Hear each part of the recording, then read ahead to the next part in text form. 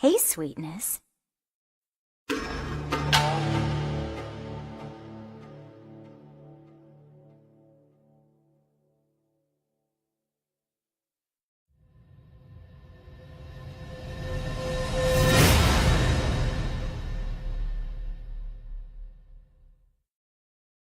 Donald Trump is a fuck-ass bitch and a literal fucking fascist. Don't be fooled and don't be tricked. He's a literal fucking fascist. He'd watch you die before he dirtied his hands. He wants ultimate power.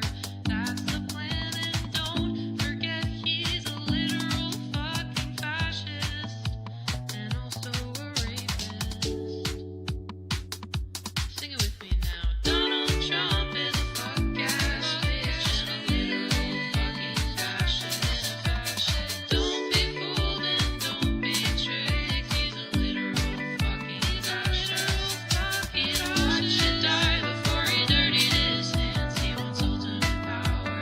That's the plan. And don't forget he's a literal fucking fascist and also a rapist.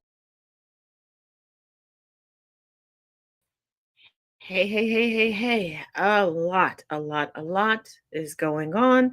And today we're going to recap a lot of the conversations and the commentary that has taken place this week. Let's start with Alina Habba and her words regarding vets and employment.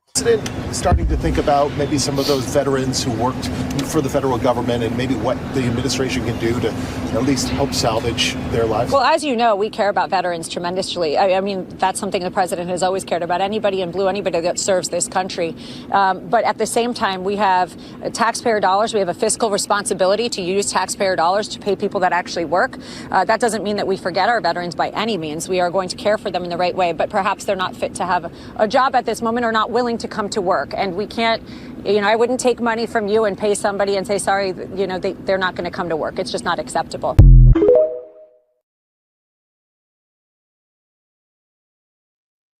So now we know how certain people who love to tokenize the military really feel about the military. They don't feel that you're working. They feel like they're just giving you a check to exist. I want you all to realize they are defining, they are telling you their definition of socialism. This is why they have a problem with socialism. They have redefined it. They view it as a literal handout from people who are not contributing to society, that you're given a title and presented with a paycheck. And why have they redefined it this way? Projection. It's the ultimate confession. Now, the following, there's going to be two videos. I'm going to play them back to back. And then we're going to talk about Zoe Saldana. Okay? 1000% Zoe learned nothing after the backlash that she rightfully earned when she portrayed Nina Simone in blackface with a prosthetic nose. And the gag is, I really think that Zoe thought that this was going to be her Oscar film.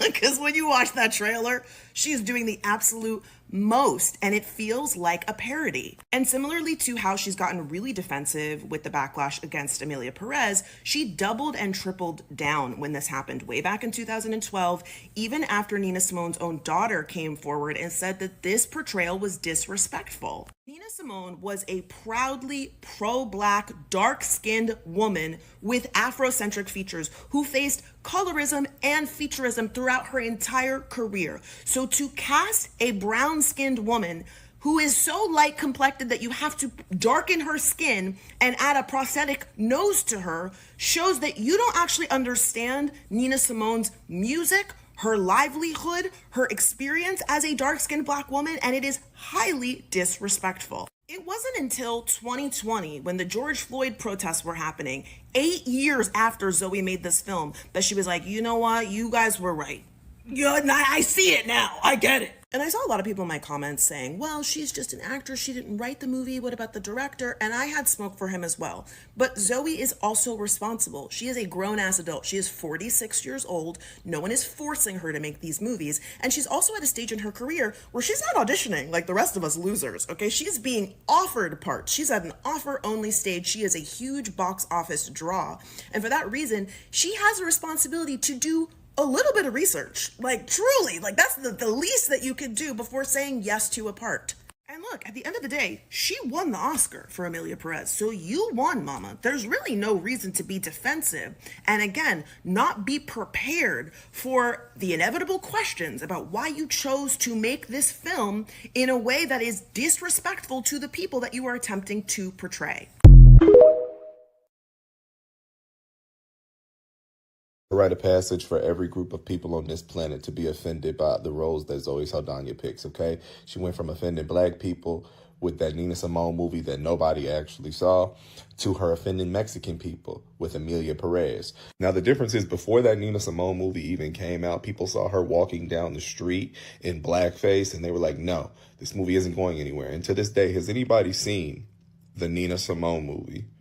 Because I've never seen anybody actually talk about the movie. All they ever do is talk about the pictures. Now, with Amelia Perez, people weren't offended until after the movie came out. You know, once the movie came out and people started seeing it, they really started the discourse. And that is why she has that Oscar in her hand. And she's at the press conference after basically saying, I'm sorry y'all is offended, but it worked. You know, back when she used to be a black actress and she was in stuff like Drumline, she thought it was okay for her to do something like that Nina Simone movie. And black people were like, nah, girl, like, this ain't it. And it wasn't it. And that's why the movie went nowhere. But if she had gotten an Oscar for it, she probably would be doing the same kind of apology to black people. I'm sorry y'all are offended, but I'm okay with my decision because I have an Oscar.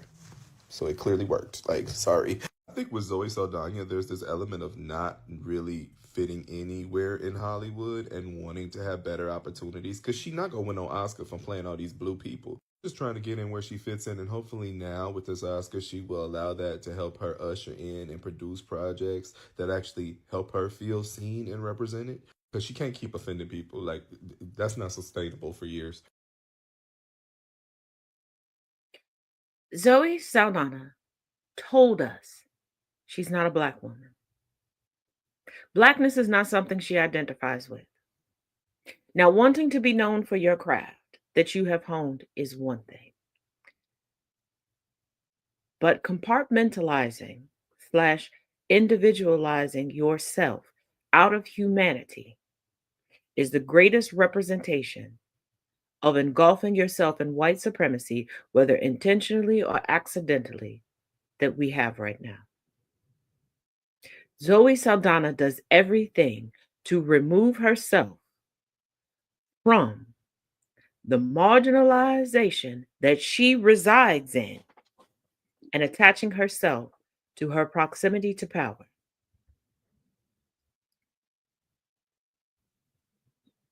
She doesn't see herself as a part of the global minority, but the societal minority within the confines of the United States. And the reason why she doesn't is because she views that as beneath and below.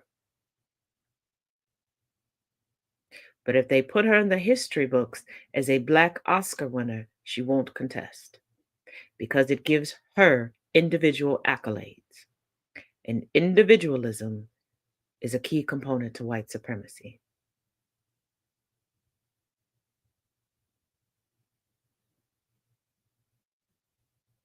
And for those that are trying to use the individual self-proclaimed person that is Zoe Saldana against the Black community as a whole, shame on you. Because it's when we call in and call out our own that all of a sudden you finally mind your own business and try to act as if we are void of accountability and we are void of holding people accountable. Additionally, for the 1 billionth time, Black people have warned you and you didn't listen. And now you're up in arms because what you were warned about decided to eat your face. So once again, we're on lunch break.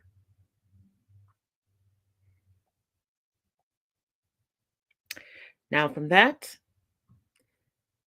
to those of you that want to keep telling us that racism died with the election of President Barack Obama, that racism died because Black people became millionaires.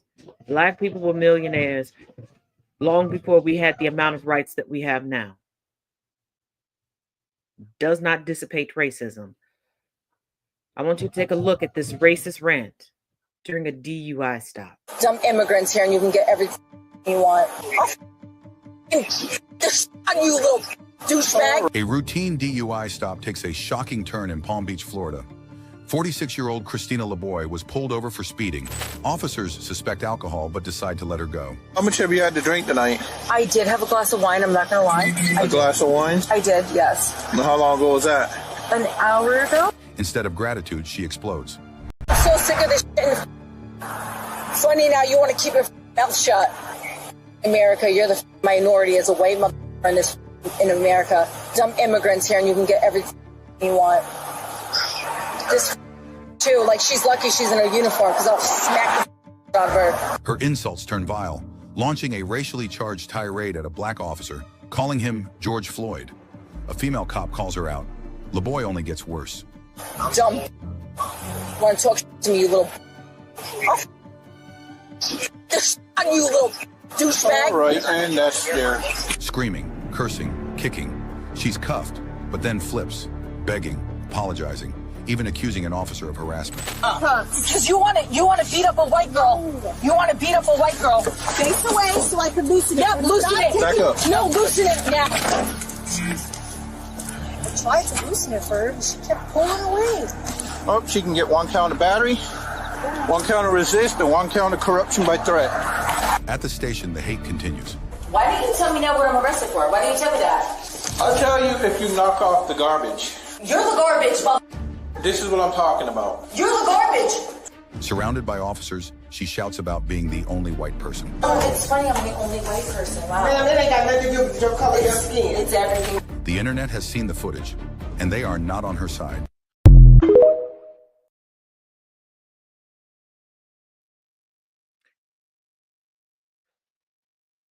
When white leverage doesn't work out,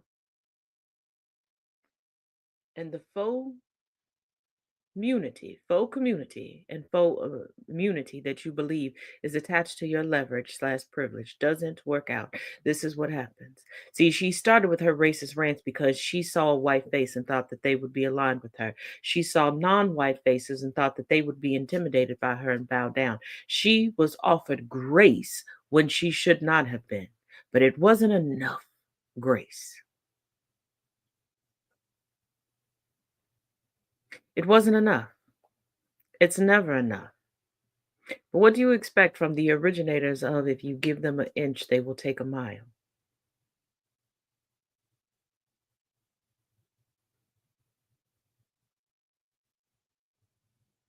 And so you have that end of the spectrum, and then you have this one.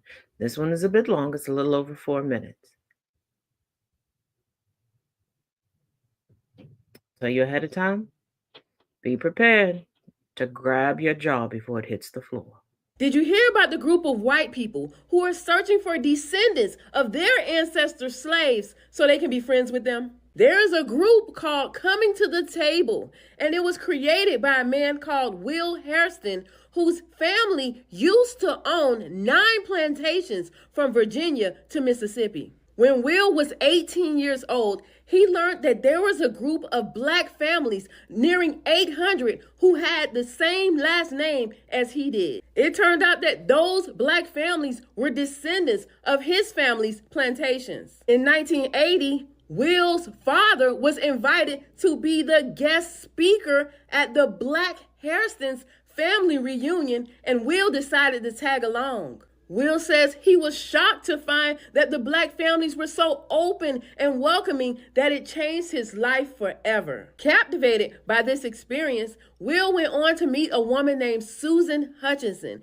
and she was a descendant of former President Thomas Jefferson, who was also interested in black ties to her family. Together, they created a group called Coming to the Table, which is an acronym for Taking America Beyond the Legacy of Enslavement. Their hope was to create a collaboration between direct descendants of enslavers and those they enslaved. And it worked. Today, Coming to the Table has more than 50 affiliate groups in 18 states. They say the organization is a fulfillment of Dr. King's dream. And I say, get a new hobby. Initiating a conversation with a black person about slavery is a slap in the face. Do you know where your ancestors are from? We don't want to hear that from you.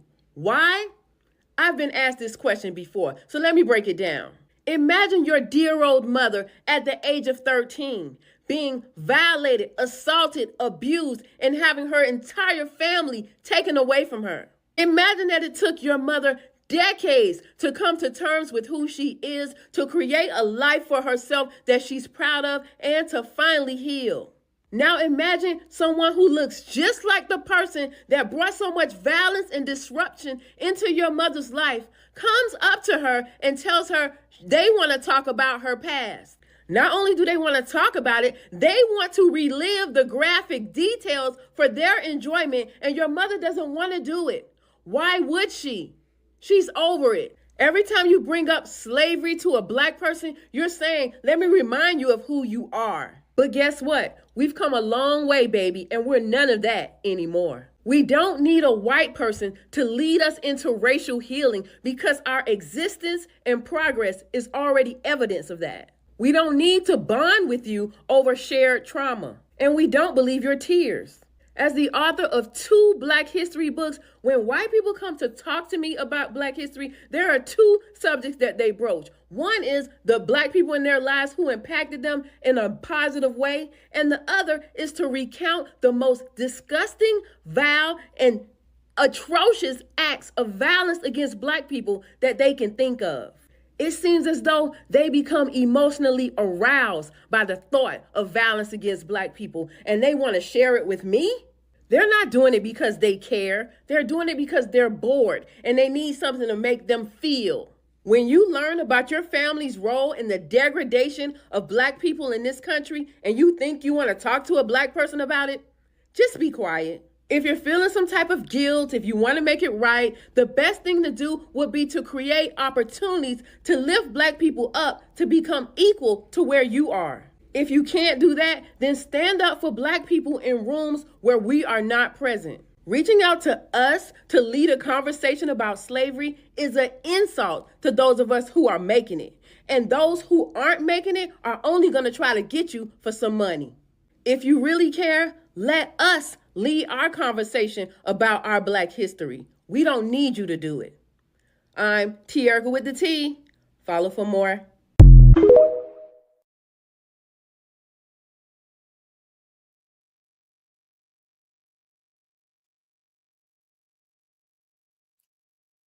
You want to reconnect so that you can release some guilt, but you're not sharing in the generational wealth. And when I'm speaking of generational wealth, I'm not simply just speaking of financial wealth.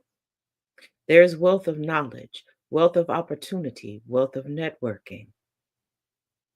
You're not sharing this because as these people reconnect, they're commodifying the connections.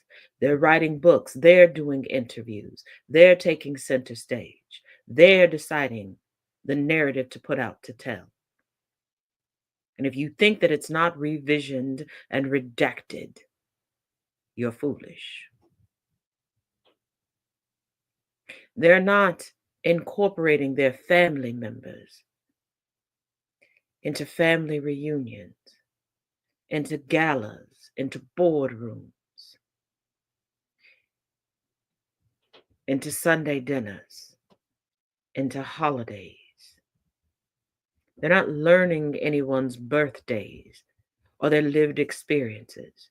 They're not acknowledging the abuse, the degradation. They love to turn things into beautiful love stories and redemption arcs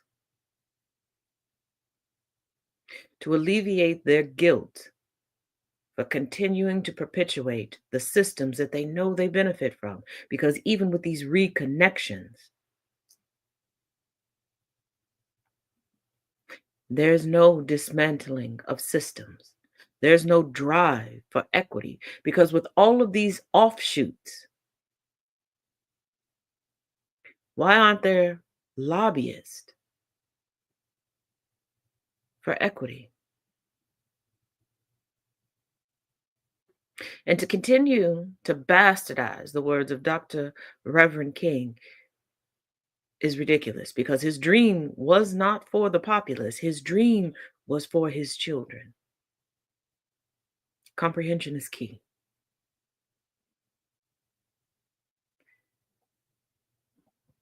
Now let's get a brief update on Luigi Mangione. We have a huge update on Luigi's case because his attorney in Pennsylvania, Thomas Dickey, filed new court documents on Friday saying that Luigi's rights were violated during his McDonald's arrest. And he's saying that any evidence that was found on Luigi should not be allowed to be used in court. This could be huge because remember, allegedly they had found a weapon on him, a suspected 3D printed silencer, a red notebook that they call the manifesto where he had allegedly confessed in, nearly $8,000, almost $2,000 in foreign currency, a Polaroid camera, and a Greyhound bus ticket from Philly to Pittsburgh. Now let's get into the court filings and why Thomas Dickey is saying that his rights were violated. As you know, when somebody is being arrested or questioned and they can't leave, your Miranda rights have to be read to you. Court filings say that officers questioned and searched Luigi without reading him Miranda rights, making any statements or evidence they uncovered inadmissible in court. Thomas Dickey goes on to say any reasonable person in Luigi's position would have thought that he or she was being restrained, detained, and otherwise not free to leave. New filing also offers new details about what happened that day in McDonald's. Apparently, Luigi had been at McDonald's for about 30 minutes and 2 officers arrived. They entered McDonald's and blocked Luigi from leaving as he sat at a corner table by forming a human law enforcement wall around him. The aggressive posture of the officers effectively detained Luigi, he says. Then officers told him to provide identification and ordered him to put his hands on his head. At no time did the 2 officers indicate that he was free to go, nor did they explain the reasons as to why he was being detained, other than that he looked suspicious and or overstayed his welcome as a customer at McDonald's. More police soon arrived and as many as 10 officers blocked him from leaving. The effective detainment and further questioning came without officers reading Miranda rights, which include his rights to remain silent and the right to an attorney. At one point, Luigi shook his head to say he didn't want to talk to police, and an officer said he wasn't in custody. This was materially false, inaccurate, and contrary to law. Police only informed him he was under investigation about 15 minutes into his detainment and only read Miranda rights after almost 20 minutes of questioning. And of course, they also searched his bag and found allegedly all this evidence. Like I said, this is huge for Luigi, and if this evidence cannot be used in court, then they really have nothing on him.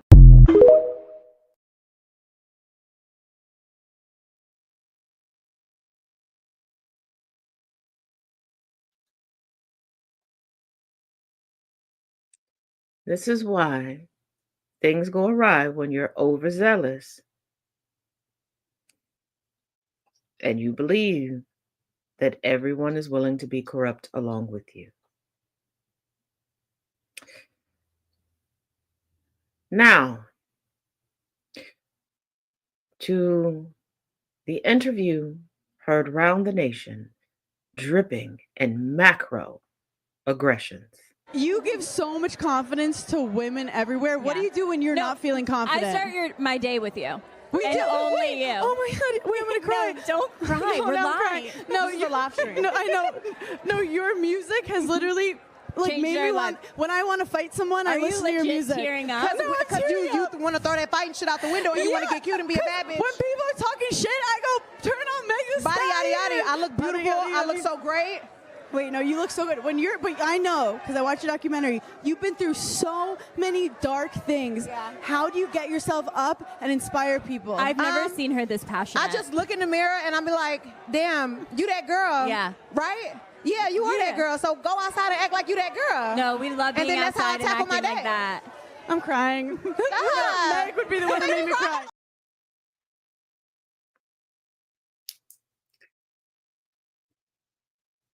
To look at a Black woman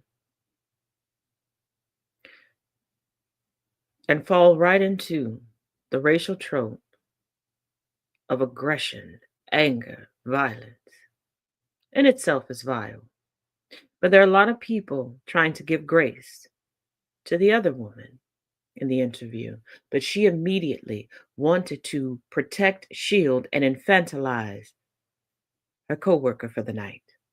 I've never seen her so passionate and making all these excuses immediately. She knew what was going on was wrong, but instead of stepping in and taking over or immediately apologizing, she infantilized. And a lot of you, all that second woman, you believe that you're standing on the right side of history because you felt the disdain and the disrespect from the comedian turned red carpet correspondent. But you do the same thing that the shielder did. You still feel the need and the obligation to protect your sister in whiteness over anything else. Newsflash. It doesn't make you any better. It makes you a huge part of the problem.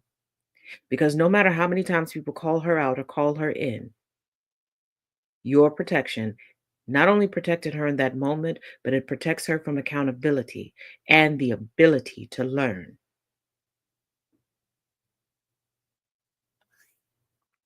Now, closing out, let's look at some of Trump's lies to Congress. In his address to Congress, Donald Trump claimed that he has had the most successful first month of any president in history, with George Washington coming in second.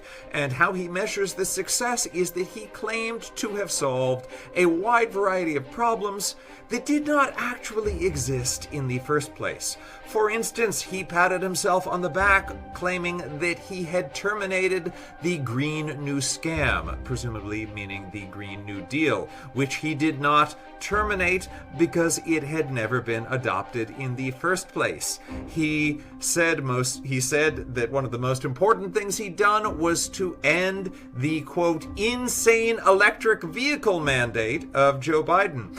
There was no electric vehicle mandate, so again, problem not solved because it didn't exist. He talked about ending the, quote, poison of critical race theory in public schools.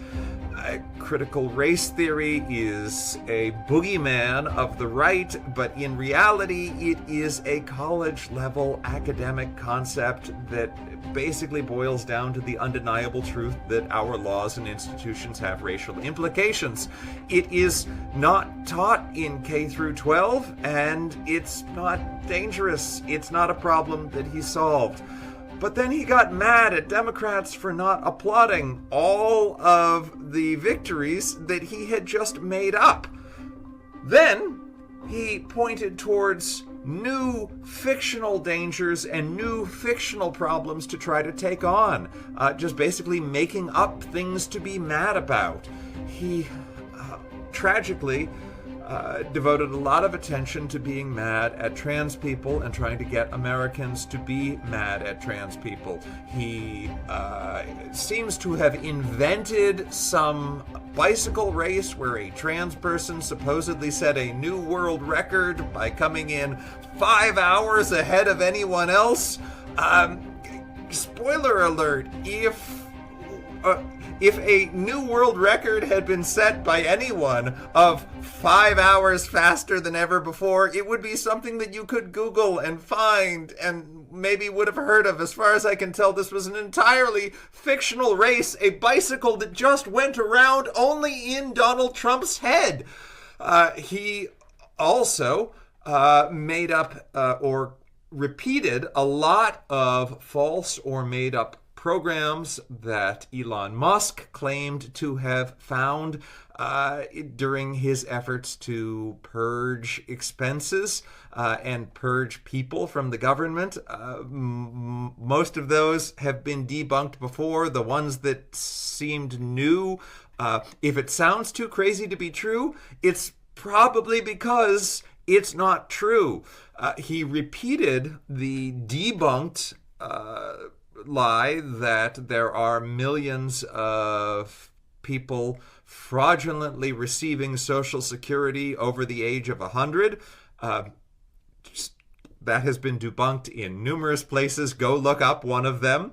He lied about the level of spending in Ukraine, falsely suggesting that the U.S. has spent 3 to 5 times as much on Ukraine's defense as Europe has, when in fact Europe has paid more. And he repeated some of his ugliest lies about immigrants, claiming that Joe Biden was flying criminals intentionally into the country and that they had taken over entire towns. Again, if entire towns had been taken over, this is a thing that you would know about without having Donald Trump needing to tell you.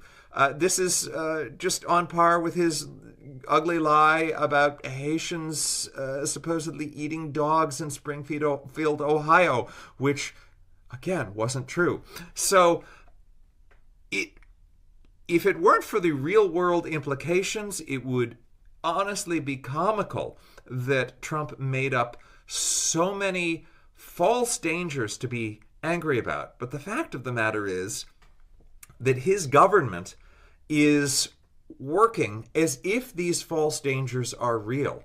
And the measures that this government will take to address these made-up dangers will have real-world consequences for Americans, which will often be dangerous. So that's my take on Trump's speech to Congress in a nutshell.